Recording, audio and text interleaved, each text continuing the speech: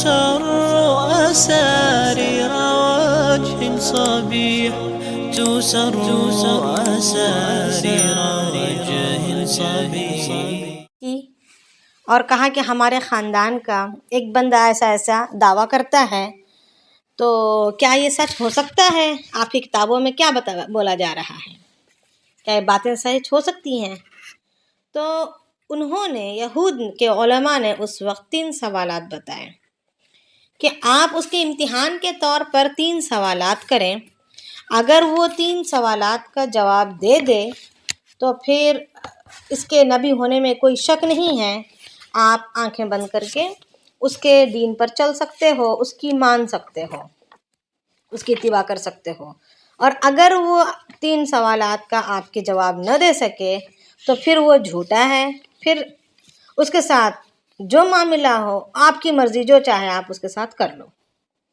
اب وہ 3 سوالات کیا تھے؟ پہلا سوال یہ تھا کہ اس سے پوچھو کہ چند جو نوجوان زمانہ قدیم میں جو گم ہو گئے تھے وہ کیا ہیں، کیا ان کا واقعہ کیا ہے، جو گمے ہوئے غائب شدہ غائب نوجوانوں کا کیا حال ہے، ان کے بارے میں بتائیں. دوسرا، ایک بندہ مشرق سے لے کر مغرب تک اپنی زندگی میں پوری دنیا کا اس نے چکر کاٹا، یعنی کوئی دنیا کا حصہ ایسا نہیں چھوڑا جہاں پر اس نے اس کا چکر نہ کاٹا ہو. تو مشرق سے لے کر مغرب تک وہ سارے زمین کا چکر لگایا ہوا ہے، گشت لگایا ہوا ہے، اس کے بارے میں پوچھیں. اور تیسرا سوال روح کے متعلق پوچھیں کہ روح کیا چیز ہے. تو اب وہ دونوں نوجوان واپس آئے مکہ معظمہ اور آ کر اپنے روسا سے کہنے لگے کہ ہم نے ایک بہت طے شدہ بات لے کر آئے ہیں، ایک بہت ٹھیک اور طے والی بات، ایک آخری درجے کی کامل بات انہوں نے ہمیں بتائی ہے. اب ہم اسے جا کر ان سوالات کو ان سے کرنا ہے. پھر یہ لوگ آئے دوسرے دن اللہ کے نبی صلی اللہ علیہ وسلم کے پاس اور آ کر 3 سوالات کیے، یہی 3 سوالات. تو اللہ کے نبی صلی اللہ علیہ وسلم تو کوئی اپنی بات وہ تو پڑھے لکھے نہیں تھے، امی تھے، اور جو بات بھی ہوتی وہی کی جانب سے ہی، وہی کے ذریعے سے ہی یہ بتانا ان کا ہوتا تھا. تو اللہ کے نبی صلی اللہ علیہ وسلم نے فرمایا کہ کل آ جانا، میں کل بتا دوں گا.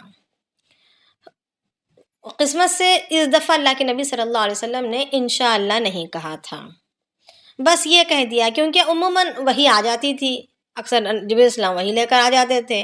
کوئی بھی سوال ہو، کوئی بھی مسئلہ ہو، کوئی بھی کسی کی کوئی بھی بات ہو، وہی کے ذریعے سے ظاہر ہو جاتی ہے اور اللہ کے نبی صلی اللہ علیہ وسلم اس کو عیاں کر دیتے. تو یہ اسی سلسلے کے مد نظر اللہ کے نبی صلی اللہ علیہ وسلم نے پورے وثوق کے ساتھ کہہ دیا کہ کل آ جانا، میں بتا دوں گا. اب انشاءاللہ کہنا بھول گئے تھے. تو اور اللہ کے نبی صلی اللہ علیہ وسلم وہ لوگ تو چلے گئے مان کر، اور ادھر اللہ کے نبی صلی اللہ علیہ وسلم انتظار میں رہے. پہلے 1 دن ہوا، 2 دن ہوا، 3 دن ہوا، نہ کوئی جبرائیل السلام آئے، نہ کوئی اور فرشتہ آیا، نہ وحی آئی، کچھ نہیں. یہاں تک کہ 15 دن گزر گئے. انہوں نے تو سر چڑھ کے مذاق کرنا شروع کر دیا، سر چڑھ کے جھٹلانا شروع کر دیا. مشرکین کو خوب موقع ملا بات بنانے کا، بات بگاڑنے کا اور مذاق کرنے کا. اور اللہ کے نبی صلی اللہ علیہ وسلم بھی غمگین، پریشان، انتظار میں رہے. پھر 15 دن بعد جب 15 دن گزر گئے تو اس وقت پھر آپ صلی اللہ علیہ وسلم پر وحی نازل ہوئی، اور اللہ رب العالمین نے سورہ کہف کی آیتیں نازل فرمائی، جس میں شروع آیتوں میں تو نہیں بلکہ اگلی آگے آیتوں میں اللہ تعالیٰ نے انشاءاللہ کہنے کی تعلیم بھی دی ہے کہ جب کوئی بات کہو، کسی چیز کا ارادہ کرو یا وعدہ کرو تو ساتھ میں انشاءاللہ بھی کہہ لیا کرو. اس کی وہ آئے گی آگے آیت. بہرحال تو اب یہ سورت جو ہے بڑی فضیلتوں والی ہے، بہت ہی فضیلتوں کی حامل ہے یہ سورت. یہ سورت انسان کو زمینی آسمانی بلاؤں اور آفتوں سے بچانے والی ہے. مسند احمد میں آتا ہے کہ ایک صحابی رضی اللہ عنہ نے اس سورت کی تلاوت شروع کی تو ان کے گھر میں ایک جانور تھا، اس نے اچھلنا، یعنی گھوڑا تھا، وہ بدکنا یعنی اچھلنا شروع کر دیا. صحابی نے غور سے دیکھا تو انہیں ایک سائبان کی طرح ایک بادل نظر آیا جس نے ان پر، اس صحابی پر سایہ کیا ہوا تھا. انہوں نے نبی صلی اللہ علیہ وسلم سے جا کر عرض کیا کہ یا رسول اللہ ایسے معاملہ تھا. تو اللہ کے نبی صلی اللہ علیہ وسلم نے فرمایا کہ پڑھتے رہو، یہ وہ سکینہ ہے جو خدا کی طرف سے قرآن شریف کی تلاوت کے وقت نازل ہوتا ہے. اور بخاری اور مسلم کی حدیث میں بھی ہے کہ حضرت اسید بن حضیر رضی اللہ تعالیٰ عنہ جب سورہ بقرہ پڑھ رہے تھے تو ان پر بھی جو ہے اسی طریقے سے سایہ کیا ہوا تھا۔ تو اب یہ سورہ کہف اور سورہ بقرہ دونوں کے لیے فضیلت بتلائی جاتی ہے، اور حدیث شریف میں یہ آتا ہے کہ جس شخص نے سورہ کہف کے شروع کی 10 آیتیں یاد کیں، وہ دجال کے یعنی اور اس کو روزانہ صبح شام پڑھا تو وہ دجال کے فتنوں سے محفوظ رہے گا۔ پھر ایک روایت میں آتا ہے کہ آخری 10 آیتوں کو جو بندہ یاد کرے گا اور اس کا اہتمام کرے گا تو وہ بھی صبح اس دن دجال کے فتنوں سے بچا ہوا رہے گا۔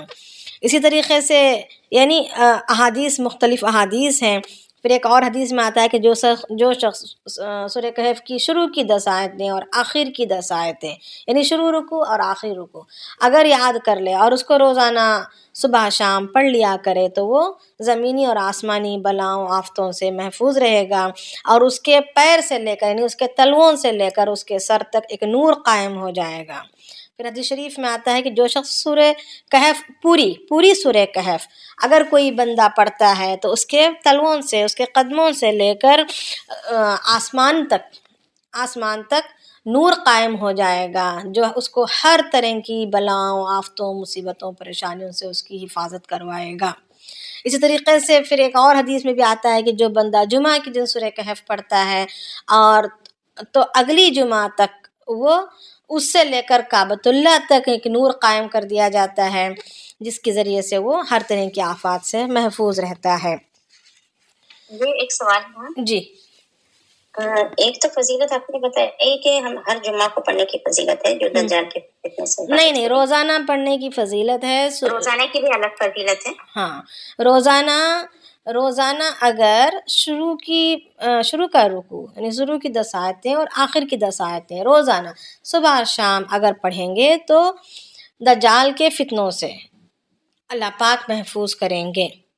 پھر جو پوری سورت پڑھنے کے بارے میں آتا ہے کہ اس کے قدموں سے لے کر آسمان تک اللہ پاک نور کو قائم کریں گے، وہ نور کے ذریعے سے مطلب وہ ایک نور کی ایک باؤنڈری آ جائے گی، ایک میڈیم قائم ہو جائے گا تو وہ ہر طرح کی آفات سے محفوظ ہو جائے گا۔ اور اگر کوئی بندہ ہر جمعہ پڑھے تو اللہ رب العالمین اس سے لے کر آسمان تک پھر کعبۃ اللہ تک یعنی کعبۃ اللہ جتنی دور ہے وہاں تک کعبۃ اللہ تک اس بندے کے اور کعبۃ اللہ کے درمیان تک ایک نور کو قائم کر دیں گے جو ہر طرح کی بلاؤں آفتوں سے اس کی حفاظت کرے گا، اور اس کی مغفرت بھی جو صغیرہ گناہ ہیں وہ معاف کر دیے جائیں گے، اس کی مغفرت بھی ہوگی۔ کون؟ جو بندہ ہر جمعہ پڑھنے کا اہتمام کرتا ہے۔ تو اصل ہم نے پڑھنے سے مراد صرف طوطے کی طرح رٹنا سمجھ لیتے ہیں، مگر پڑھنا اسی وقت کارآمد اور مفید ہوگا جبکہ وہ سمجھ کے ساتھ پڑھا گیا ہو، سمجھ کر پڑھا گیا ہو، مفہوم پر غور کرتے ہوئے پڑھا گیا ہو، اس پر عمل کرنے کی کوشش کی جا رہی ہو، تب جا کر پھر وہ اس کے اندر ایک اخلاص پیدا ہوگا، اس کے اندر ایک تاثیر پیدا ہوگی، تو پھر ضرور ظاہری بات ہے کہ ضرور بضرور اس کے ثمرات مرتب ہوں گے۔ آئی بات سمجھ میں؟ سوال حل ہو گیا؟ جی جزاک اللہ۔ جی، تو ہماری کوشش یہ ہو کہ ہم ہو یا ہمارے بچوں کو ہو یہ سورہ کہف کی شروع کی 10 آیتیں اور آخر کی 10 آیتیں یاد کروا دیں تاکہ بچے نمازوں میں بھی پڑھ سکیں یا تو پھر الگ سے پڑھنے کا اہتمام کر سکیں۔ جی، کوئی کچھ کہہ رہے تھے؟ جی، یہ تیسرا سوال کون سا تھا؟ ایک تو روح کے بارے میں تھا۔ ہاں، تیسرا سوال روح کے بارے میں۔ ہاں، روح کیا ہے؟ روح کیا ہے؟ کون ہے؟ کیا چیز ہے؟ تو اس کا اجمالی طور پر اللہ رب العالمین نے اس کا جواب سورہ کہف میں دیا ہے، اور تفصیلی طور پر جو ہے سورۃ البنی اسرائیل میں دیا ہے، اسی لیے سورہ بنی اسرائیل کو سورہ کہف سے پہلے رکھ دیا ہے۔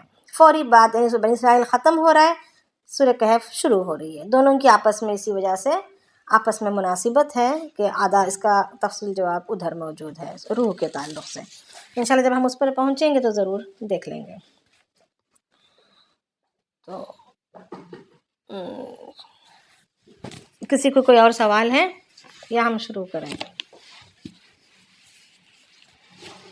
ये दूसरा सवाल कौन सा था?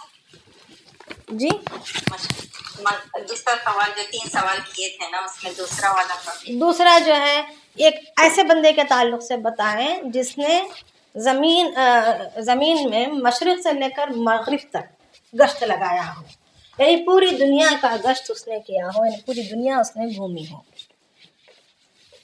तो हम सबको पता है कि वो ज़ुल्क़रनैन अलैहिस्सलाम थे जिन्होंने पूरी दुनिया का चक्कर लगाया था। तो ये उनके बारे में पूछा जा रहा है। और जो पहला सवाल था कि चंद गुमे हुए गुमशुदा नौजवान के ताल्लुक़ से हमें बताओ कि उनका क्या मामला था, तो वो असहाबे कहफ के बारे में है।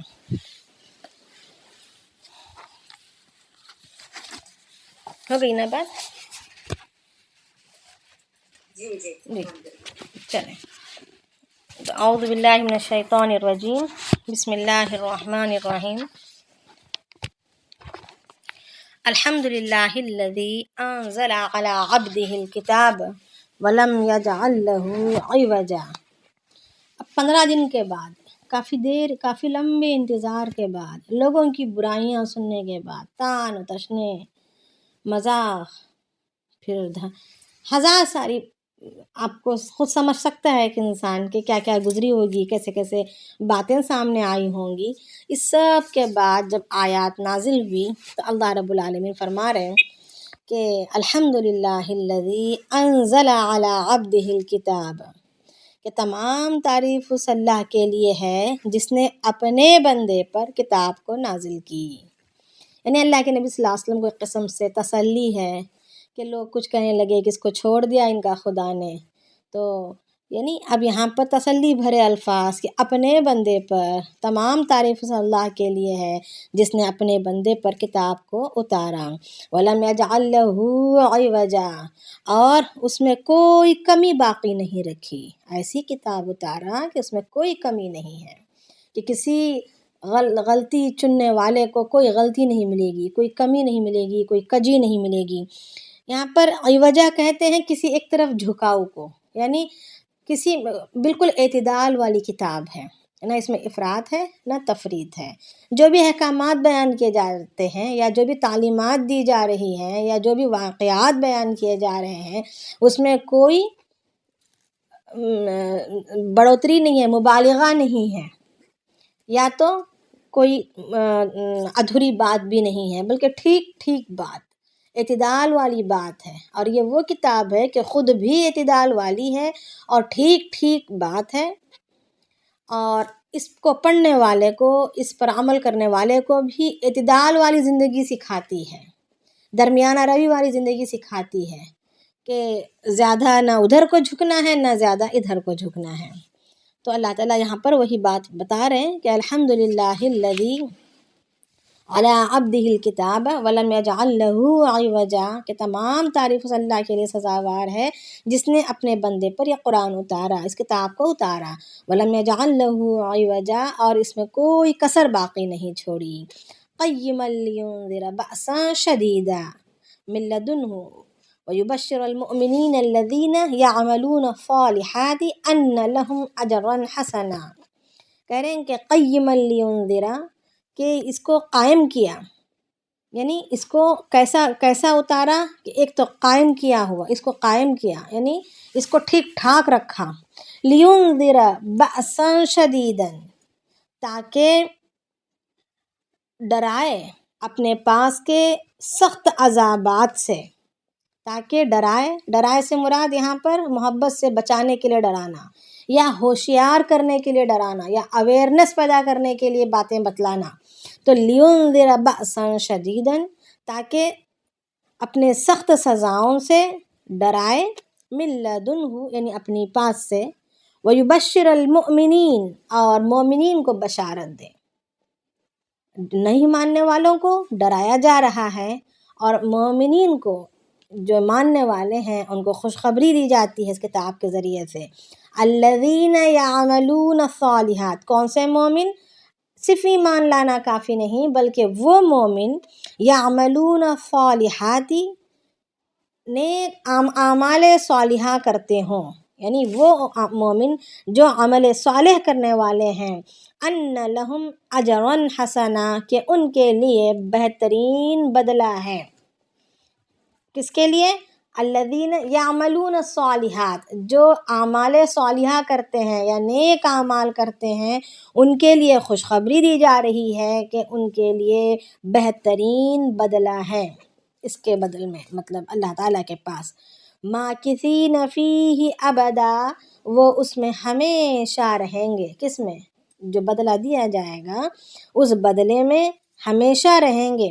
وَيُنذِرَ الَّذِينَ قَالُوا اتَّخَذَ اللَّهُ وَلَدًا، اور ان لوگوں کو بھی ڈرا رہے ہیں، ایک تو ڈرا رہے ہیں کس کو؟ ایمان نہیں لانے والوں کو، دوسرا ان لوگوں کو بھی ڈرا رہے ہیں جو کہتے ہیں اتخذ اللہ ولدا، کہ اللہ تعالیٰ اولاد رکھتا ہے۔ تو یہ اللہ تعالیٰ کا اولاد، یعنی یہاں پر صرف مشرکین نہیں کہا، صرف کافرین نہیں کہا، بلکہ ساتھ میں ایک اور لفظ جوڑا، یہ کہا کہ ان لوگوں کو بھی ڈراتا ہے جو یوں کہتے ہیں کہ اللہ تعالیٰ اولاد رکھتا ہے۔ یعنی صرف یہود و نصارہ اللہ تعالیٰ کے اولاد کے ہونے کو مانتے نہیں تھے، بلکہ ان کے ساتھ جس طرح یہود و نصارہ اللہ تعالیٰ کے اولاد ہونے کو مانتے ہیں، اسی طریقے سے مشرکین بھی، کفار مکہ بھی، مشرکین مکہ بھی، عرب کے مشرک بھی یہ مانا کرتے تھے کہ اللہ تعالیٰ کی بیٹیاں ہیں، اللہ تعالیٰ کی بیٹیاں ہیں اور اللہ تعالیٰ اولاد رکھتے ہیں۔ تو اللہ تعالیٰ ان کو بھی شامل کرتے ہوئے فرما رہے ہیں کہ ڈرا رہا ہوں میں ان لوگوں کو اس کتاب کے ذریعے سے جو کہتے ہیں اتخذ اللہ ولدا، کہ اللہ تعالیٰ اولاد رکھتا ہے۔ ما لہم بہ من علم ولا لآبائہم، کہ ان کو کوئی اس کا علم نہیں ہے، کوئی حقیقت نہیں جانتے ہیں، بس بے حقیقت بے بنیاد باتیں زبان سے کیے جا رہے ہیں۔ ما لہم، ان کے لیے نہیں ہے، بہ علم، علم اس کا کوئی علم، ولا لآبائہم، اور نہیں ان کے آبا و اجداد کو کوئی علم تھا کہ اللہ تعالیٰ بیٹیاں رکھتے ہیں، بیٹے رکھتے ہیں، زوجہ رکھتے ہیں، نہیں رکھتے ہیں، کوئی علم نہیں تھا، بس ایک بے تک کی بات ہے۔ اور نہ ان کو علم ہے اور نہ ہی ان کے آبا و اجداد کو اس بات کا علم تھا۔ کبرت کلمتاً تخرج من افواہہم، ایک بہت بڑی تہمت لگاتے ہیں، کبرت کلمتاً، ایک بہت بڑی بھاری بات کہتے ہیں، تخرج من افواہہم، جو ان کے منہ سے نکل رہی ہے۔ یعنی یہ اللہ تعالیٰ پر ایک عیب ہو گیا کہ اولاد کا رکھنا، کیونکہ اولاد کا رکھنا ایک کمزوری ہے انسان کی، کہ انسان پھر اس کے دباؤ میں آ کر ایک طرح کی احتیاج مندی میں داخل ہو جاتا ہے، ایک ضرورت مندی میں داخل ہو جاتا ہے، حاجت میں داخل ہو جاتا ہے اولاد کے ہونے سے۔ تو اب یہاں پر اللہ رب العالمین پر یہ اللہ تعالیٰ بالکل صمد ہیں، بے نیاز ہیں، وہ اولاد نہیں رکھتے ہیں۔ اسی لیے قرآن سورہ اخلاص میں جنہوں نے، جب کفار مکہ نے سوال کیا کہ آپ کا اللہ سونے کا ہے یا چاندی کا ہے، پیتل کا ہے یا تانبے کا ہے، کیسا ہے بتا دیں، تو اللہ رب العالمین نے اس کے جواب میں کیا فرمایا؟ قل هو اللہ احد، وہ اکیلا ہے، اللہ الصمد، وہ بے نیاز ہے، اس کو کسی چیز کی ضرورت نہیں ہے، وہ ٹھوس ہے، اس کو کسی چیز کی ضرورت نہیں ہے، بے نیاز ہے، اس کو کسی چیز کی حاجت کی ضرورت نہیں ہے۔ صمد کہنے کے بعد اللہ رب العالمین نے بے نیازی کے لفظ کو، یعنی اب مجھے کسی چیز کی ضرورت نہیں ہے، اس کے بیان کرنے کے بعد اللہ نے کیا فرمایا؟ لم یلد ولم یولد، نہ ہی وہ کسی سے پیدا ہوا اور نہ ہی اس سے کوئی پیدا ہوا، یعنی نہ ہی اس کو ماں باپ ہے، نہ ہی اولاد ہیں جو اس کی کمزوری ثابت ہوں، وہ بے نیاز ہے۔ ولم یکن لہ کفوا احد، اور اس کے طرح، اس کے مثل میں کوئی نہیں ہے۔ تو اب یہاں پر اللہ تعالیٰ کی اولاد کا ماننا اللہ تعالیٰ کو کمزور ثابت کرنا ہے، اور یہ بہت بڑی بھاری بات ہو گئی جو ان کے منہوں سے وہ نکال رہے ہیں، ایک بڑی تہمت ہو گئی جو اپنے منہوں سے نکال رہے ہیں۔ کہہ رہے ہیں اللہ پاک کبرت کلمتاً، بڑی بہت بھاری بات کی جا رہی ہے، تخرج من افواہہم، نکال رہے ہیں جو ان کے منہوں سے نکل رہی ہے، ان یقولون الا کذبا، یہ کہ وہ بہت ہی برا جھوٹ بک رہے ہیں، جھوٹ بول رہے ہیں، یقولون الا کذبا، وہ کہہ رہے ہیں صرف اور صرف جھوٹ کو، جھوٹ کے علاوہ اس میں کچھ بھی نہیں ہے۔ فلعلک، جی ما لهم به من علم کا بتا دیں پلیز۔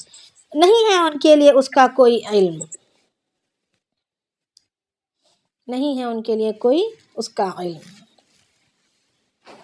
ہو گیا؟ جی جزاک اللہ۔ اب جب آیتیں قرآن شریف کی جب بھی آیتیں نازل ہوتی ہیں، اللہ کے نبی صلی اللہ علیہ وسلم کی حرص کیا تھی کہ جیسے تیسے کر کے لوگ اسلام میں داخل ہو جائیں، ایمان میں آ جائیں، تو ہر چند کوششیں کرتے، ذلتیں برداشت کرتے، پریشان ہوتے، ہاں، ہر طرح کی برائیاں برداشت کرتے، لعن طعن برداشت کرتے، مار پیٹ برداشت کرتے، پھر بھی ان کے سامنے عاجزی کے ساتھ حاضر ہو جاتے اور اپنی دعوت کو پیش کرتے۔ جب وہ نہ مانتے تو بے چین ہو جاتے، بے قرار ہو جاتے، ہاں، راتوں کی نیند حرام ہو جاتی، پریشان، ہمیشہ پریشان پریشان، نہ چین ہے نہ سکون ہے، ایک عجیب سی کیفیت کہ مان نہیں رہے، مان لے تو کتنا اچھا ہوگا، مان لے تو جنت میں چلے جائیں گے، اگر نہیں مانیں گے تو جہنم میں چلے جائیں گے۔ یعنی اللہ کے نبی صلی اللہ علیہ وسلم کی ایک شفقت، ان کی ایک مامتا، ان کا ایک رحم امت کے حق میں، ان کا ایک کرم بے انتہا حد درجے کو تھا۔ یہود کا جنازہ گیا تو اللہ کے نبی صلی اللہ علیہ وسلم بیٹھے رونے لگ گئے کہ کاش کہ اسلام لے آتا تو جنت میں چلا جاتا۔ تو یہ حال تھا اللہ کے نبی صلی اللہ علیہ وسلم کا۔ تو یہاں پر اللہ رب العالمین اسی کے بارے میں اپنے نبی کو تسلی دے رہے ہیں، فَلَعَلَّكَ بَاخِعٌ نَفْسَكَ عَلَىٰ آثَارِهِمْ إِن لَّمْ يُؤْمِنُوا بِهَٰذَا الْحَدِيثِ أَسَفًا، کہ اگر یہ لوگ، فَلَعَلَّكَ کہ پس اگر یہ لوگ، بَاخِعٌ نَفْسَكَ عَلَىٰ آثَارِهِمْ کہ اگر یہ ایمان نہیں لائیں گے، ہاں، تو کیا تم اپنے آپ کو ان کے پیچھے، علی آثارہم ان لوگوں کے پیچھے لگا کر، ان لم یؤمنوا کہ ان کے ایمان نہ لانے کی وجہ سے، بہذا الحدیث اسفا یعنی کیا تم اپنی جان کو ہلاکت میں ڈال دو گے، اپنا گلا گھونٹ لو گے، یعنی سوچ کر اپنے آپ کو تکلیف میں ڈال کر اپنے آپ کو کیا پریشان ہلاک کر ڈالو گے، اپنے آپ کو مصیبت میں ڈال لو گے۔ اگر یہ لوگ ایمان نہیں لاتے ہیں تو کیا تم ان کے پیچھے اپنی جان کو ہلاکت میں ڈال لو گے؟ انا جعلنا ما علی الارض زینۃ لہا لنبلوہم ایہم احسن عملا، کہ بے شک ہم نے زمین میں جو کچھ پیدا کیا ہے، انا جعلنا ہم نے جو کچھ بنایا ہے، ما علی الارض جو کچھ ہے زمین پر، زینۃ لہا میں نے ایک خوبصورتی کے لیے بنایا ہے، زینت کے لیے بنایا ہے، ایک مزین کرنے کے لیے بنایا ہے ساری چیزوں کو، تاکہ لنبلوہم تاکہ میں ان کو آزماؤں، ایہم احسن عملا کہ کون اچھے عمل کرتا ہے۔ اس زینت کے پیچھے پڑ کر اپنے آپ کو برباد کر دیتا ہے، یا اس کو ضرورت کے درجے پر رکھتے ہوئے میری فرما برداری کر کے عمل کر کے نجات پاتا ہے۔ میں اس آزمائش کے لیے میں نے بنایا ہے، دنیا کو ضرور میں نے مزین کیا ہے، یہاں کی چمک دھمک ضرور موجود ہے، یہاں کے مال و متاع، یہاں کی عزت، یہاں کی شہرت، اور اسی طریقے سے یہاں کی سرمایہ کاری، یہاں کی جاگیریں، سب کچھ میں نے ضرور بنائی ہے، جو کچھ زمین پر ہے سب کچھ میں نے بنایا ہے۔ انا جعلنا ہم نے بنایا ہے، بے شک ہم نے بنایا ہے، ما علی الارض جو کچھ زمین پر ہے، زینت کے لیے، خوبصورتی کے لیے، لہا لنبلوہم تاکہ وہ زمین کی زینت کے لیے بنایا ہے، لنبلوہم تاکہ اس کے ذریعے سے آزمائیں، امتحان لیں، ایہم احسن عملا کہ کون اچھے عمل کرتا ہے، وَإِنَّا لَجَاعِلُونَ مَا عَلَيْهَا صَعِيدًا جُرُزًا اور اس پر جو کچھ بنایا گیا ہے، اس پر جو کچھ ہے، ہم اسے ایک ہموار زمین میں تبدیل کرنے والے ہیں، ہم ایک ہموار میدان میں اس کو بدل ڈالنے والے ہیں، یعنی یہ باقی رہنے والا نہیں ہے۔ جو کچھ ہے، چاہے وہ درخت ہیں، چاہے وہ پہاڑیں ہیں، چاہے وہ زمین ہے، چاہے وہ جھیلیں ہیں، چاہے باغات ہیں یا بڑی بڑی عمارتیں ہیں، چمک دھمک کی جتنی بھی چیزیں ہیں، جتنی بھی یہاں پر شادابیاں پھیلی ہوئی ہیں، اور اس طریقے سے انسانوں کی آبادیاں ہیں، جو کچھ بھی ہے سب کچھ کو ہم ایک دن ہموار چٹیل میدان بنانے والے ہیں، یعنی سب کچھ کو فنا کرنے والے ہیں۔ بس ایک کچھ دن کا امتحان کے لیے ہے، پھر سب کچھ ختم ہو جائے گا، کچھ باقی نہ رہے گا۔ تو بس ہم نے یعنی دنیا یہ آزمائش کے لیے بنائی گئی ہے، اب ان کا یہ آزمانا، ان کا یہ امتحان ہے کہ کون اچھے عمل کرتا ہے۔ آپ ان کے پیچھے پڑ کر اپنے آپ کو ہلاکت میں نہ ڈالیں۔ اب بتانا آپ کا کام ہے، ماننا یا نہ ماننا یہ ان کی خود کی ذمہ داری ہے، آپ اس میں ہلاک نہ ہوں۔ یہ یہاں پر اللہ پاک فرما رہے ہیں کہ یہاں پر جو کچھ بھی ہے، یعنی یہاں کی کھیتی باڑی کے پیچھے لگ کر انسان اپنے اعمال برباد کر رہا ہے، یا یہاں کی ٹیکنالوجی کے پیچھے لگ کر اپنے آپ کو انسان برباد کر رہا ہے، یعنی اعمال کو چھوڑ رہا ہے، اپنی ملازمت کے پیچھے پڑ کر، اپنے مال کمانے اور مال جمانے کے پیچھے پڑ کر، یا اپنے گھروں کو آباد رکھنے کے، اس کو سجانے، اس کی صفائیوں میں یا اس کی ضرورتوں میں کے پیچھے پڑ کر اپنے اعمال کو چھوڑ رہا ہے، مشغولیت کا نام دے کر اپنے آپ کو دین سے، ایمان سے، اعمال سے، نبی کی زندگی سے دور کر رہا ہے، جو بھی ہے دیکھا جا رہا ہے۔ یہاں کی ہر مشغولی اللہ کی جانب سے بنائی ہوئی ہے، یہاں کی ہر رونق، یہاں کی ہر ضرورت یہ اللہ کی جانب سے بنائی ہوئی ہے۔ تو ضرورتیں بھی اللہ کی جانب سے بنائی گئی ہیں، یہاں کی مشغولی بھی اللہ کی جانب سے بنائی گئی ہے۔ تو اب ضرورت ہی جو ہے انسان کو مشغول کرتی ہے نا۔ اصل مشغول کرنے والی چیز کون سی ہے؟ ضرورت ہے، کہ بھوک ہے تو روٹی کے لیے انسان نکل رہا ہے، پیاس ہے، کپڑا چھپانے کے لیے، بدن چھپانے کے لیے کپڑے کی ضرورت ہے، ٹھنڈی اور گرمی سے بچنے کے لیے اور ایک سایہ دار مکان کی ضرورت ہے۔ تو اس مکان کے لیے، اس روٹی کپڑے کے لیے انسان جو ہے مختلف طریقوں سے اپنی اس ضرورتوں کو خواہشات میں تبدیل کر کے، ان ضرورتوں کو خواہشات میں تبدیل کرتے ہوئے اپنے آپ کو مشغول کر رہا ہے۔ اللہ رب العالمین نے ان ضرورتوں کو اس لیے پیدا کیا کہ اب انسان اپنے آپ کو اللہ سے غافل ہو کر مشغول کرنے کے لیے نہیں، بلکہ ان ضرورتوں کے درمیان اللہ کو یاد رکھنے، ان ضرورتوں کے پورا کرتے ہوئے اللہ کے دین پر چلنے، اس کے احکامات پر چلنے کے لیے۔ تو اللہ تعالیٰ وہی فرما رہے ہیں، جو کچھ زمین پر ہے میں نے آزمائش کے لیے بنایا ہے، تاکہ میں دیکھوں کہ کون اچھے عمل کرتا ہے۔ تو یہاں پر اللہ رب العالمین نے ایک شروعاتی ایک طرح سے اللہ رب العالمین نے یہاں پر اپنے نبی کو پہلے سمجھایا، پہلے تسلی دی کہ تو میرا بندہ ہے، اور میں ایسی کتاب کو تم پر نازل کر رہا ہوں، ایسے قرآن کو میں تم پر اتار رہا ہوں جس میں کوئی کمی نہیں ہے، کوئی کجی نہیں ہے، اور یہ قائم کردہ ہے، یعنی یہ ٹھیک ٹھیک لکھی گئی ہوئی ہے، اس کے احکامات ٹھیک ٹھیک مرتب کیے گئے ہیں، اس میں کوئی شک نہیں ہے، جو چلے گا وہ کامیاب ہو جائے گا۔ اور ان کے نہ چلنے کی وجہ سے تم اپنے آپ کو ہلاکت میں نہ ڈالو، میں نے تو دنیا کی ساری چیزیں میں نے پھیلائی ہی اس لیے ہیں کہ ان کی میں آزمائش کروں۔ اب آگے سوالوں کے جوابات کی طرف آتے ہیں۔ کسی کو سوال ہے؟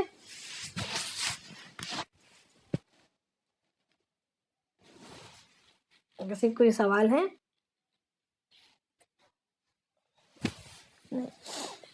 چل بسم اللہ الرحمن الرحیم۔ ام حسبت ان اصحاب الکہف والرقیم کانوا من آیاتنا عجبا۔ اللہ تعالیٰ فرما رہے کہ ان کا پہلا سوال تھا کہ وہ چند نوجوان جو گم ہو گئے تھے ان کے بارے میں بتائیں۔ تو اس پہلے سوال کی طرف آ رہے ہیں کہ ام حسبت ان اصحاب الکہف، کیا آپ نے یہ گمان کر لیا کہ اصحاب کہف جو ہے، یعنی غار والوں کا جو قصہ ہے، اصحاب الکہفی والرقیمی، اور رقیم والوں کی، یہ کیا کوئی ایک بہت بڑی نشانی سمجھ رہے ہیں؟ کیا یہ بہت بڑی بھاری بات ہو گئی؟ یہ قصہ کیا بہت بڑا ہو گیا؟ بہت بڑا عجوبہ ہے کیا؟ کیا گمان کیا ہے؟ کیا خیال ہے کہ یہ ایک واقعہ کیا یہ بہت بڑا عجوبہ مانا جا رہا ہے تم لوگوں کے درمیان؟ اس لیے کہ دنیا میں جی اللہ تعالیٰ کی بنائی ہوئی کائنات میں جتنی بھی چیزیں ہیں، جتنی بھی پھیلے ہوئے عجائبات ہیں، وہ اس واقعے سے زیادہ بڑے عجائبات تو نہیں۔ روزانہ چاند و سورج کا نکلنا اور ڈوبنا، دونوں کا آپس میں نہ ٹکرانا، دن اور رات کا آپس میں نہ ٹکرانا، دھیرے دھیرے ایک آ رہی ہے ایک جا رہی ہے۔ اسی طریقے سے سمندروں کا بہنا بغیر کسی حد کے، سمندر اپنی حد خود جانتا ہے کہ اس کو کہاں تک بہنا ہے، کبھی بہہ کر زمین پر آ نہیں جاتا، وہ اپنی حدود پر قائم ہے۔ اسی طریقے سے زمین میں پیداوار کا، وہ زمین کا پھٹ کر اس میں سے پیداوار کا نکلنا، آسمانوں سے بارش کا، بادلوں سے بارش کا برسنا، اسی طریقے سے زمین کا اپنے سورج کے ارد گرد چکر کا لگانا، یعنی جو بھی نظام دنیا میں چل رہا ہے، نظام شمسی بولو، نظام قمری بولو، اسی طریقے سے انسانوں کی پیدائش، جو بھی ہے، تو بڑے بڑے عجائبات ہیں، یہ کوئی معمولی عجائب نہیں ہے۔ اب یہ جوانوں کے قصے کو لے کر بیٹھ گئے، اور یہ نوجوانوں کا قصہ کیا اس سے زیادہ بھاری لگ رہا ہے؟ ام حسبتا، کیا آپ نے خیال کر لیا کہ اصحاب کہف کا واقعہ اور رقیم والوں کا، کیا یہ بڑی نشانیوں میں سے کوئی بہت بڑی نشانی ہے؟ اذ اوى الفتية الى الكهف، جب چند نوجوانوں نے پناہ لی، غار میں جا کر آرام کیا، الى الكهف یعنی کہف کہتے ہیں غار کو، پہاڑ کے غار کو کہف کہتے ہیں۔ فقالو، جب وہ لوگ جا کر بیٹھ گئے، ٹھکانہ لیا چند نوجوانوں نے غار میں، فقالو، تو کہنے لگے، ربنا، اے ہمارے رب، آتنا من لدنک رحمت، کہ تو ہمیں عطا کر تیری جانب سے رحمت کو، وہیئ لنا من امرنا رشدا، اور ہمارے کاموں میں آسانیاں پیدا فرما، ہمارے کام ہمارے لیے آسان فرما، اس میں راہیابی فرما۔ تو اللہ تعالیٰ فرماتے ہیں کہ انہوں نے یوں دعا مانگی، کہف میں جب جا کر بیٹھ گئے، غار میں جب جا کر بیٹھ گئے پناہ لے کر، تو انہوں نے ان الفاظ سے دعا مانگی۔ تو اللہ کے نبی صلی اللہ علیہ وسلم بھی جب بھی اپنی دعائیں مانگا کرتے تو اپنی دعاؤں میں ان الفاظ کو بھی شامل کرتے کہ اے ہمارے رب، تو ہمارے تمام کاموں کو انجام کے اعتبار سے اچھا فرما، اور ہمیں دنیا کی رسوائی اور آخرت کے عذابوں سے بچا۔ کیونکہ ایک حدیث شریف میں آتا ہے کہ اللہ کے نبی صلی اللہ علیہ وسلم نے فرمایا کہ جب وہ لوگ غار میں جا کر بیٹھے تو انہوں نے اپنی دعا میں یہ الفاظ کہے تھے۔ تو آگے اللہ پاک فرما رہے ہیں کہ اس دعا کی برکت سے فضربنا علی آذانہم، تو ہم نے ان کے کانوں میں ڈال دیے پردوں کو، ان کے کانوں پر ہم نے پردے ڈال دیے، فی الکہف، غار میں، سنین عددا، کئی سال تک کے لیے ہم نے ان کے کانوں پر پردہ ڈال دیا، یعنی ان پر نیند چھا گئی۔ کانوں پر پردہ ڈالنے، کوئی آواز، کوئی شور، کوئی شراپا انہیں سنائی دینا بند ہو گیا، اور وہ ایک دم سکون میں چلے گئے، اور وہ نیند کے آغوش میں پہنچ گئے۔ ثم بعثناہم لنعلم ای الحزبین احصی لما لبثوا امدا، کہ پھر ہم نے انہیں اٹھایا کیوں؟ لنعلم، تاکہ ہم جان جائیں، ہم یہ معلوم کریں کہ ای الحزبین احصی لما لبثوا امدا، کہ دونوں گروہوں میں سے اس مدت کو جو انہوں نے گزاری ہے، کس نے زیادہ یاد رکھا ہے۔ یعنی یہ دو گروہ تھے، یعنی ایک فرمانبرداروں کا تھا، ایک نافرمانوں کا تھا۔ تو فرمانبردار چھپ کر جا کر اس میں بیٹھ گئے تھے، غار میں چھپ گئے تھے، اور نافرمان ان کے پیچھے لگے ہوئے تھے۔ تو اب نافرمانوں نے یاد رکھا ہے، یا یہ سونے والے فرمانبرداروں نے یاد رکھا ہے کہ کتنی مدت تک انہوں نے سوئے ہیں، یا یہ گم رہے ہیں۔ اس واقعے کو، اس کیفیت کو کس نے زیادہ یاد رکھا ہے، اس کو جاننے کے لیے ہم نے ان کو دوبارہ اٹھایا۔ تو یہ کچھ نوجوان تھے جو اپنے بادشاہ کی گرفت سے بھاگ نکلے تھے اور انہوں نے جا کر پناہ لی تھی. تو حدیث شریف میں آتا ہے کہ کئی سال، یہاں پر تو آتا ہے کہ کچھ سالوں تک، کئی سالوں تک، مگر اللہ کے نبی حدیث شریف میں آتا ہے کہ 309 سالوں تک وہ غار میں پڑے رہے، سوتے رہے. 309 سالوں کے بعد جب وہ جاگے تو پھر ان کو بھوک لگی ہوئی تھی، تو ان کو کھانے کی ضرورت تھی، تو انہوں نے درہم لے کر بازار کی طرف گئے، اور تب جا کر لوگوں کو پتہ چلا. یعنی اٹھنے والے بھی آپس میں ان کی باتیں ہو رہی تھی کہ کوئی کہہ رہا تھا کہ ہم نے صبح سے لے کر شام تک سویا ہے، کوئی کہہ رہے تھے کہ ہم نے پہلے دن سے لے کر دوسرے دن تک سویا ہے. اسی طریقے سے آپس میں ان کی باتیں ہو رہی تھی. یہ انگڑائیاں لیتے ہوئے اٹھے تھے. تو پھر کسی نے کہا کہ اب ان بیکار کی فضول کی باتوں کو چھوڑو، ہمیں بھوک لگی ہے اور ہمیں کھانا کھانے کی ضرورت ہے، تو جاؤ کوئی جا کر کھانا لے آئے. تو ایک بندے کو انہوں نے منتخب کر کے بھیجا تھا اور پیسے دے کر بھیجے تھے، اور یہ کہا تھا کہ سنبھل کر جانا اور پاکیزہ اور ایماندار کے ہاتھ سے کھانا لانا. تب یہ سارا واقعہ انشاءاللہ آگے آئے گا. تو اب جب پیسے اس نے دیے تو اس سے پھر پتہ چلا کہ یہ ان پیسوں کے دور کا ہے. یعنی کسی کو خبر نہیں تھی کہ یہ کتنے سال گزرے ہیں، بس پیسوں تک پتہ چلا کہ کتنے سال کی مدت انہوں نے گزاری ہے. تو کسی کو کوئی سوال ہے تو ورنہ بھی یہاں سے تفصیلی واقعہ اللہ پاک آگے شروع کر رہے ہیں. انشاءاللہ ہم اس کو کل کریں گے، کیونکہ تفصیلی واقعہ اگر اب شروع کریں تو پھر کافی وقت مطلب ادھورا رہ جائے گا. جی باجی، یہ رقیم والے کیا ہیں؟ اصحاب کہف اور رقیم والوں کی کوئی بات ہے نا؟ تو دیکھیں، یہ رقیم جو ہے کہا جاتا ہے کہ وہ ایک ایلا کے پاس کی ایک وادی کا نام ہے. یعنی وہ جو جہاں کے تھے ایلا کے، وہاں کے ایلا کے تو نہیں تھے، مگر وہاں تک پہنچ گئے تھے چل کے. تو جب وہ پہنچ گئے تھے تو اور تھک چکے تو انہوں نے پناہ لینا چاہا. تو ایلا کے پاس کی ایک وادی کا نام رقیم ہے، یا یہ کہا جاتا ہے، یا یہ کہا جاتا ہے کہ اس جگہ کی ایک عمارت کا نام تھا، یا یہ بھی کہا جاتا ہے کہ وہاں کی وہ آبادی کا نام تھا، یا یہ بھی کہا جاتا ہے کہ وہ ایک پہاڑ کا نام ہے. اور اس پہاڑ کا نام نجلوس بھی آتا ہے، اور غار کا نام حیزوم آتا ہے، اور ان کے ساتھ جو ان کا کتا تھا اس کا نام حمران بتلایا جاتا ہے. اور یہ فرماتے ہیں کہ ابن عباس رضی اللہ تعالیٰ عنہ جو سب سے بڑے قرآن شریف کے تفسیر کے ماہر ہیں، اللہ کے نبی علیہ السلام نے ان کے سینے پر ہاتھ مار کر کہا کہ اللہ نے اپنے کلام کو تجھ پر کھول دے.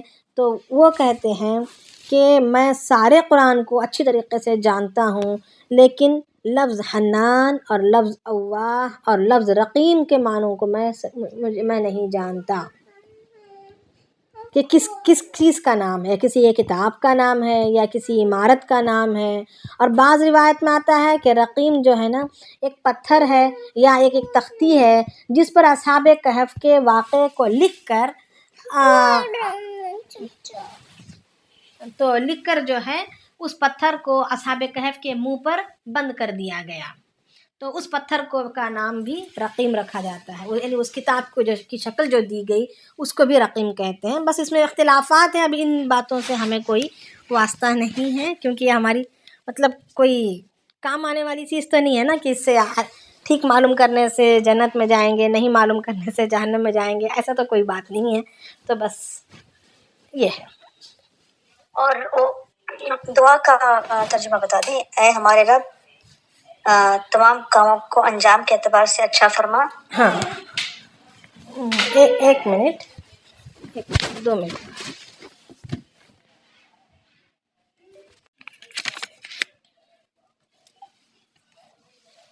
جی، دعا تھی ربنا آتنا من لدنک رحمتن، کہ اے ہمارے رب تو ہمیں عطا کر من لدنک تیری جانب سے رحمت کو، وہیئ لنا من امرنا رشدا، اور ہمارے کام میں ہمارے لیے مراد کے انجام کے پہنچنے کو آسان فرما، یا اس کو بالکل انجام کے اعتبار سے اس کو اچھا فرما.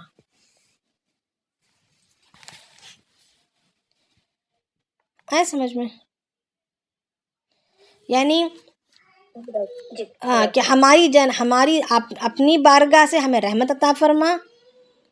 حدیث شریف میں آتا ہے کہ جب وہ پہاڑ میں گھس گئے تو اللہ تعالیٰ سے انہوں نے دعا کی کہ اے اللہ ہماری اپنی جانب سے تو ہمیں رحمت عطا فرما، ہمیں اپنی قوم سے چھپائے رکھ اور ہمارے اس کام میں اچھائی کا انجام فرما. یعنی ہم نے جو قدم اٹھایا ہے ان سے بچ کر بھاگ نکلنے کا، اس کا انجام کے اعتبار سے اس کو بہتر فرما. ہمارے اس اٹھائے ہوئے قدم کو انجام کے اعتبار سے بہتر فرما. یعنی بڑی عمدہ دعا ہے. یعنی ہم تو بہت ساری دعائیں مانگتے ہیں مگر انجام اس کا کیسا ہوتا ہے یہ ہمیں نہیں پتہ ہوتا ہے نا. تو یہاں پر یہ کہا جا رہا ہے کہ انجام کے اعتبار سے بہتر فرما. یہاں تک کہ رسول اللہ صلی اللہ علیہ وسلم نے بھی اپنی دعا میں عرض کرتے تھے کہ اے اللہ ہمارے تمام کاموں کا انجام اچھا کر اور ہمیں دنیا کی رسوائی سے اور آخرت کے عذاب سے تو ہماری حفاظت فرما. اللہ کے نبی صلی اللہ علیہ وسلم بھی اس قسم کی دعا مانگا کرتے تھے. تو دعا تو عبادت کا مغز ہے نا. جی السلام علیکم. جی وعلیکم السلام ورحمۃ اللہ وبرکاتہ. جی بتائیں. جی یہ جو اصحاب کہف کا واقعہ ہے، اس میں یہ ٹائم پر کون سے نبی آئے تھے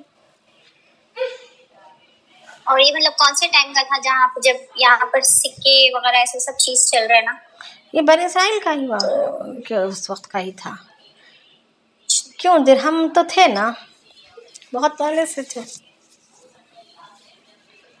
جی مگر درہم میں بھی وہ ٹائم پر بھی چینجز آتے تھے، بنتے تھے نئے قسم کے. ہاں ہر بادشاہ کے وقت آتا تھا. تفصیل سے آئیں گے واقعات، سارا آئے گا تفصیل سے انشاءاللہ کہ بادشاہ کا ظلم کیسا تھا اور اس نے کیا ایسے کیسے ظلم ڈھائے تھے اور اس ظلم سے بچنے کے لیے انہوں نے نکل گئے تھے. تو جنت میں بھی ان کا کتا بھی ساتھ میں جائے گا نا. صالح علیہ السلام کی اونٹنی، اصحاب کہف کا کتا اور اللہ کے نبی صلی اللہ علیہ وسلم جو معراج میں گئے تھے وہ براق. تو یہ تین ہیں جو جنت میں بھی جائیں گے. تو اگر ریویژن اگر کرنا چاہتے ہیں تو کر لیں. تھوڑا ریحان ٹوائلٹ میں بیٹھے ہوئے بلا رہے ہیں مجھے، میں دیکھ لیں اگر آپ کو. سبین بھابی. سبحان اللہ بحمدہ، سبحانک اللہم وبحمدک، نشہد ان لا الہ الا انت، نستغفرک ونتوب الیک. سبحان ربک رب العزة عما یصفون وسلام علی المرسلین والحمد للہ رب العالمین. تقال العثار العظام به ويغدو الهوى ككبش ذبيح بذكر الإله تطيب الحياة تسر أسارير وجه صبيح تسر أسارير وجه صبيح.